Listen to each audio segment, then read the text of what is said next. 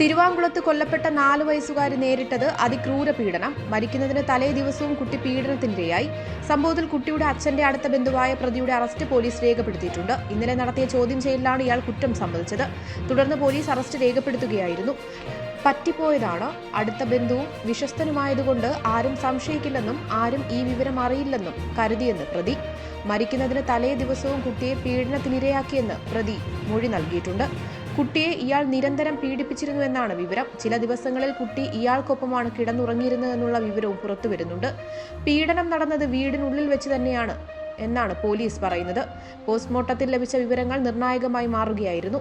മറ്റു തെളിവുകളും ലഭിച്ചെന്ന് പോലീസ് പറയുന്നു. ചോദ്യം ചെയ്യലിനിടെ പ്രതി പൊട്ടിക്കരഞ്ഞുവെന്നും പോലീസ് കൂട്ടിച്ചേർത്തു. പോക്സോ, ബാലനീതി വകുപ്പുകളാണ് പ്രതിക്കെതിരെ ചുമത്തിയിരിക്കുന്നത്. കുട്ടിയെ ഇയാൾ ലൈംഗിക ചൂഷണത്തിനിരയാക്കിയിരുന്ന കാര്യം അമ്മ അറിഞ്ഞിരുന്നുവെന്ന് പോലീസ് സംശയിക്കുന്നുണ്ട്. ഇക്കാര്യങ്ങളിലടക്കം വ്യക്തത വരേണ്ടതുണ്ട്. കുട്ടിയുടെ അമ്മയെ പോലീസ് വിശദമായി ചോദ്യം ചെയ്യും. കഴിഞ്ഞ ദിവസം നടത്തിയ പോസ്റ്റ്മോർട്ടത്തിലായിരുന്നു 4 വയസ്സുകാരി ലൈംഗിക ചൂഷണത്തിനിരയായെന്നുള്ള സൂചനകൾ ഡോക്ടർമാർക്ക് ലഭിച്ചത്. സംശയകരമായ ചില മുറിവുകളും പാടുകളും കുഞ്ഞിന്റെ ശരീരത്തിൽ ഉണ്ടായിരുന്നതായി ഡോക്ടർമാർ പോലീസിനോട് പറഞ്ഞു. ഇതിന്റെ അടിസ്ഥാനത്തിൽ പുത്തൻകുരിശ് പോലീസ് അന്വേഷണം നടത്തുകയും കുഞ്ഞിന്റെ അച്ഛന്റെ അടുത്ത ബന്ധുവിനെ കസ്റ്റഡിയിലെടുക്കുകയുമായിരുന്നു. തുടർന്ന് നടത്തിയ വിശദമായ ചോദ്യം ചെയ്യലിലാണ് ഇയാൾ കുറ്റം സമ്മതിച്ചത്. ഇതിനിടെ കുഞ്ഞ് ലൈംഗിക ചൂഷണത്തിനിരയായതായി അറിയില്ലെന്ന് കുഞ്ഞ് പഠിച്ചിരുന്ന അംഗനവാടിയിലെ വർക്കർ പറഞ്ഞു. News desk Vakkam media.